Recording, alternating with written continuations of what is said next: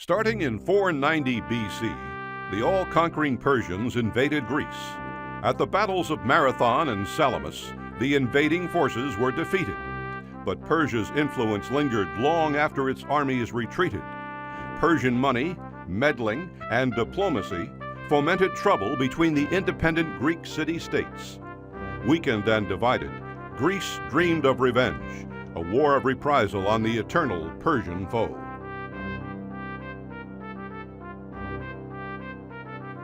Philip II became the Macedonian king in 359 BC. A strong ruler, he created a well-trained army and expanded his kingdom in all directions.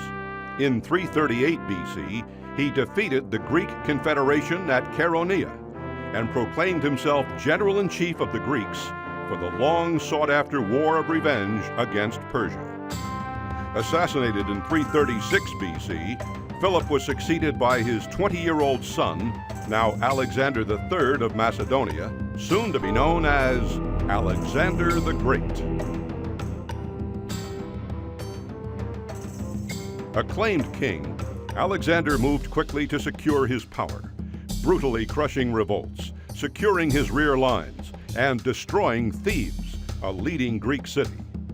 Then, leaving half his army to protect the secured Macedonian homeland, Alexander led the rest and his Greek Confederation troops onward into Asia Minor to continue the war against Persia declared by his father.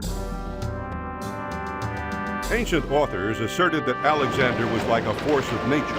He certainly entered Asia in a spectacular manner, emulating the fabled Greek heroes, joyfully splashing ashore at the site of mythical Troy and claiming the armor of legendary Achilles.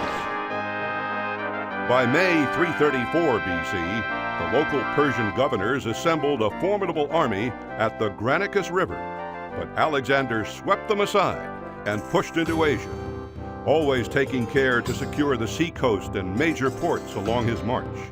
The powerful Persian navy could threaten Macedonian communications until Alexander captured their bases. By late 333 BC, Persian Emperor Darius III amassed a powerful army, then moved on the swiftly advancing Macedonians, who were marching south from Asia Minor.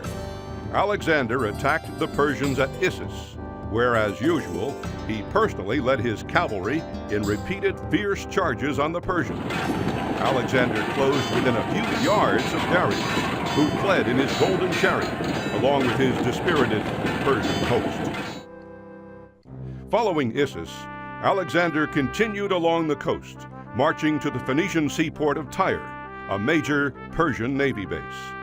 An island fortress, Tyre was a formidable challenge. After resisting for 7 months, the city was finally stormed in August 332 BC by picked Macedonian troops who used a laboriously constructed mole as a springboard for their final brutish assault. Alexander entered Egypt in late 332 BC, completing his conquest of the Persian sea bases and finishing off the famed Persian navy. Alexander paused long enough to be declared a god by Egyptian priests and to found the great city of Alexandria.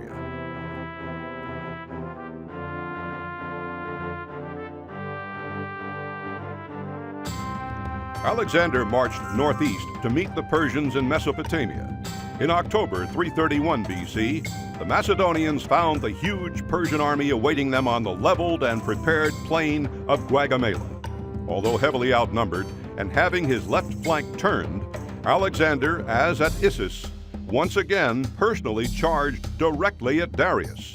Darius again fled, leaving his vast army to disintegrate without him. During his desperate flight into the desert, the reign of Darius III ended in assassination by treacherous courtiers. His empire fell into the hands of Alexander, who occupied the heart of the old Persian Empire.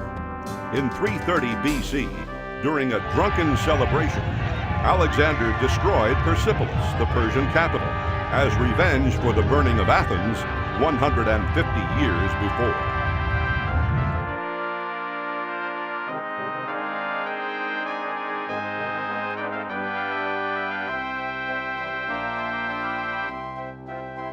For the next 3 years, Alexander moved east, conducting a bewildering series of marches and countermarches, stamping out the last vestiges of the old rule, and pacifying nomadic horsemen and hill tribes to complete his Persian conquests.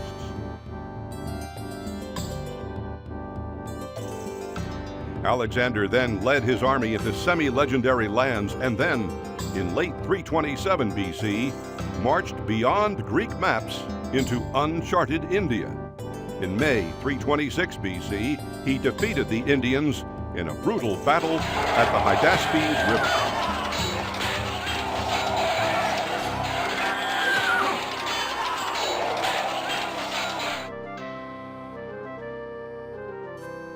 In July of the same year, Alexander's homesick army mutinied. Alexander gave in to his veterans' demands, and the great conquering army, after much hardship, returned to Mesopotamia 2 years later.